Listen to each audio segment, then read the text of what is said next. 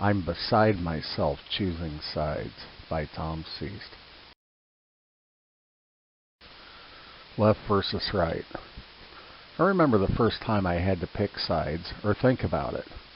I was in kindergarten back then, and Mrs. Litwiller was teaching us to tie our shoes. Until then, this process magically happened for me.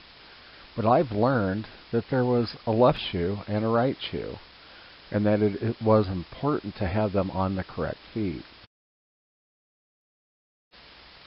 Shoe challenged. I was probably shoe challenged for some time, and so were some of my favorite offspring.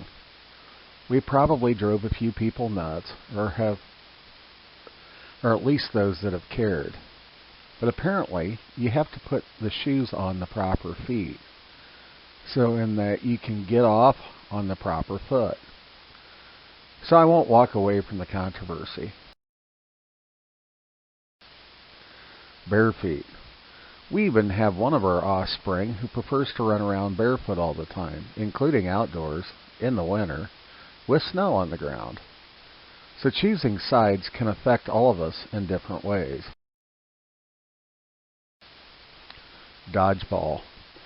The next time I recall being chosen for sides or choosing for sides was for dodgeball during physical education class in grade school. Usually, self-proclaimed captains chose teams they felt could inflict the most damage on the opposite team. I couldn't see and couldn't throw, but I suppose I did get chosen because the ball made a nice whap noise when it bounced off my outside. Outside versus inside. I also remember having to choose between outside and inside. I was an outsider from the beginning, preferring to be outside as opposed to inside. My early onset asthma eventually led me to prefer indoors where I had less episodes of asthma, but I was always longing to be outside looking in. Never cared for sides. I really never cared for sides. I never felt I belonged on any side over another.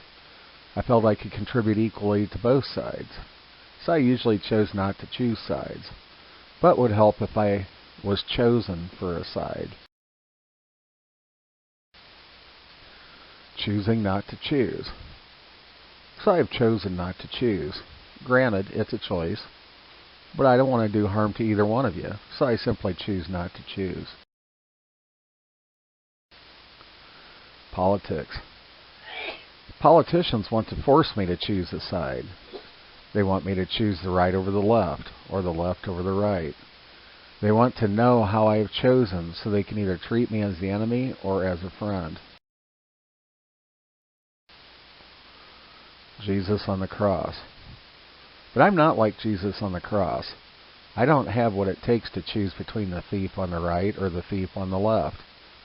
I was just saddened because both are thieves that are splendid at stealing joy and resources from people that I like and love. Chosen the other. I've also been told by the thieves on the left that by not choosing the left, I have chosen the right. I've been told by the thieves on the right that by not choosing the right, I have chosen the left. So I am in the middle, having not chosen either. All of you but one of you. I like all of you, except for one of you. In any case, I think of you as individuals that occasionally make good choices and bad choices, as do I. And I'll try to be there to help pick up the pieces after the thieves have had their way with you. I'm not going to choose the worst between the two, because both are bad. Me. I'm going to enjoy the rest of my days on this side of the soil, reminiscing about times both good and bad. I'll try to remember those on the right and those on the left, and I count them all joy. And when I ascend to my home beyond the sky, and they plant my remains below the earth, I will have done my best to not choose sides. Feel free to follow my ramblings at the links listed below.